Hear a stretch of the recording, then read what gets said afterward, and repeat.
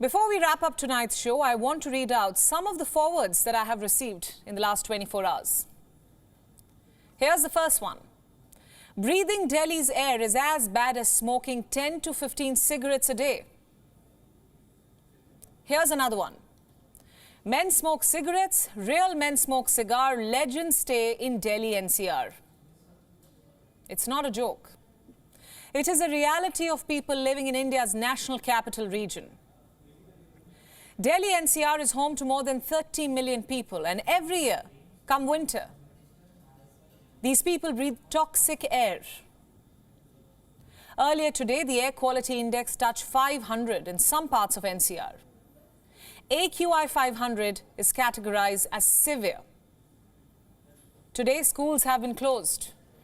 Construction work has been paused. People have been advised to work from home. Children have been asked to stay indoors.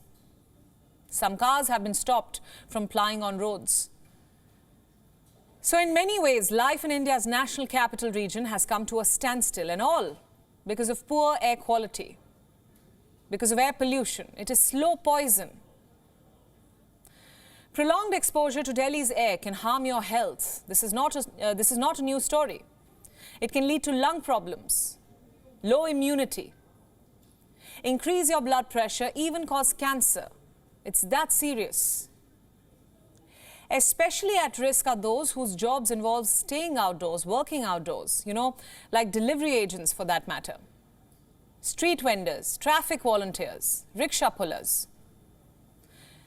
Think what this toxic air is doing to them. It's an emergency, a crisis I can't stress enough on. And this happens every year without fail. Same time every year. Come Diwali and Delhi NCR is trapped in a blanket of killer smog. The skyline disappears. You can see the visuals. Visibility takes a hit. It becomes difficult to breathe. People turn up to work with red eyes. Children complain of itchy skin. It's an annual occurrence. Political leaders blame it on stubble burning in the neighbouring state of Punjab. Sometimes they point at the direction of the wind. Very often, Delhi's geographical position is blamed. But who really is the villain in this story? I put this question to Siddharth Singh. He's a climate policy expert and the author of The Great Smog of India. Here's what he said.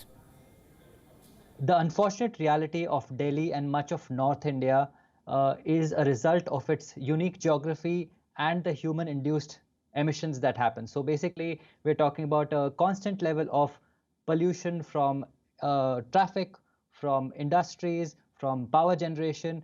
On top of that, at this time of the year, the direction of the wind changes, the wind speeds drop, and the falling temperatures mean that particulate matter is unable to escape the region. It in fact comes down closer to the ground level where we live, and suddenly we see a spike in emission levels. But just to say, air pollution in India, in much of North India, is in fact a perennial, a year-round issue.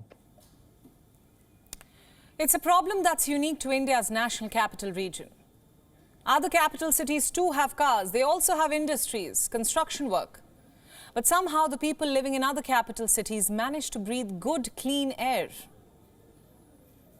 Seoul, for example, has an AQI of 26, Tokyo 36, Beijing's AQI is 65, Manila's 35. These are all Asian cities. And their air quality is just fine. But that of Delhi NCR is not. It was years ago that New Delhi surpassed Mexico City as the world's most polluted city. And it has refused to give up that spot since. It's a sad joke. And the joke's on the people living in this part of the world.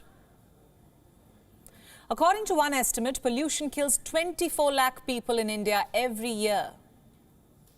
In 2020, Delhi recorded 54,000 avoidable deaths due to air pollution. Come to think of it, pollution has killed more people in Delhi than COVID-19 has. The Lung Care Foundation says that every third child has asthma because of air pollution. Have political leaders failed to understand the magnanimity of this problem? Have they done enough to address this problem? And if they have, where are the results? There was once a time where air purifiers were a luxury. Now they're being called a necessity. They were installed on roads, on top of buses. They were meant to suck polluted air. But experts say that the purifiers have not done their job. Every year, water sprinklers are dispatched. Odd-even schemes are implemented for cars. A host of measures are adopted to try and filter the capital's air. But are any of these measures even sustainable? Do we have an implementable solution for this problem? Unfortunately, there is no low-hanging fruit. And if there was a low-hanging fruit, we would have taken it by now.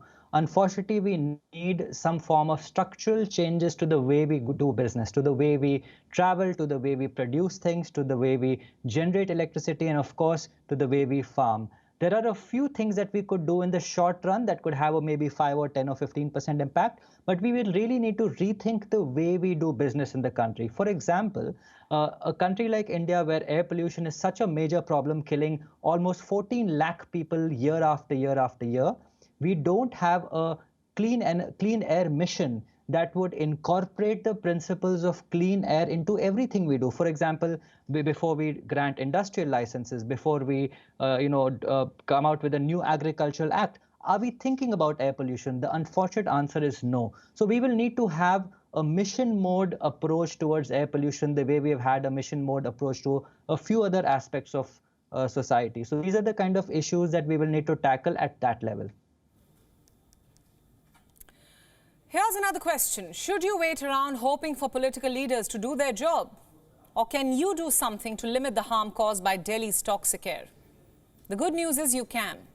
For starters, you could wear a mask, preferably an N95 mask. If your budget permits you, then invest in an air purifier. It will help you filter some of that toxic air. Alternatively, you could also buy an air purifying plant, like snake plants, spider plants. And above all, avoid stepping out if you can. And don't smoke. The polluted air is already damaging your lungs. There's hardly a need to add to that damage. Try and stay indoors and stay safe. WION World is now available in your country. Download the app now and get all the news updates on the move.